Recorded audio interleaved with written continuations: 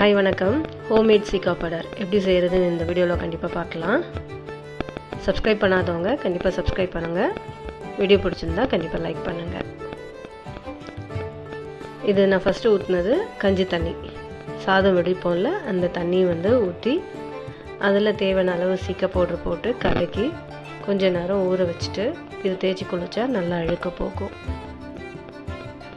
அப்படி இல்லை அப்படின்னா நம்ம அரிசியை ஊற வைப்போம்ல அந்த தண்ணியை வடித்து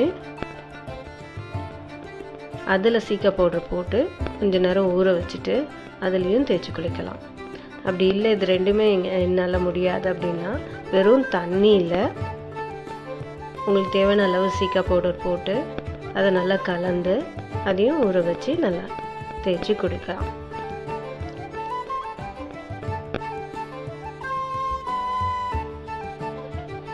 சீக்கா பவுடர் எப்படி ரெடி பண்ணுறதுன்னு இப்போ பார்க்கலாம். பச்சை பயிறு நான் 1/4 கிலோ எடுத்திருக்கேன்.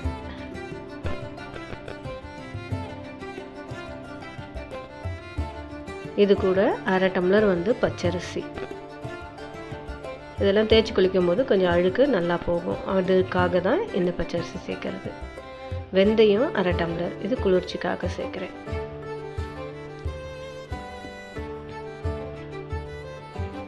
இந்த சீக்காவை வாங்கி நான் ஒரு 3-4 நாள் காய வச்சேன். நல்லா ஃபஸ்ட் டே நம்ம காய வச்சுட்டு ஓரளவுக்கு காஞ்சிடும், நம்ம அப்படியே ஓப்பன்லேயே வச்சா மறுபடியும் நமுத்து போயிடும். ஸோ அதனால் ஒரு கவரில் போட்டு நல்லா சுற்றி வச்சுட்டு மறுநாள் மறுபடியும் காய வைக்கணும். அந்த மாதிரி 4 days நல்லா காய வச்சு எடுத்திங்கன்னா இந்த மாதிரி உடைக்க வரும்.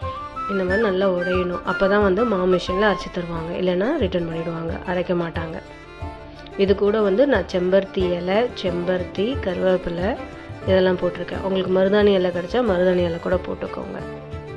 இதெல்லாம் போட்டு நல்லா காய வச்சு நம்ம ஆல்ரெடி எடுத்து வச்சுருந்த அந்த பச்சை பயிறு, அரிசி, வெந்தயம் இது எல்லாத்தையும் சேர்த்து மாமிஷனில் அரைக்க கொடுத்து அதை ஒரு டப்பாவில் போட்டு வச்சுங்க. தண்ணி படாமல் அதை யூசேஜ் பண்ணுற மாதிரி பார்த்துக்கோங்க. அப்போ தான் கொஞ்சம் லாங் மந்த்து வரும் நமக்கு. வீடியோ பிடிச்சிருந்தா கண்டிப்பாக சப்ஸ்கிரைப் பண்ணி லைக் பண்ணுங்கள். நன்றி, வணக்கம்.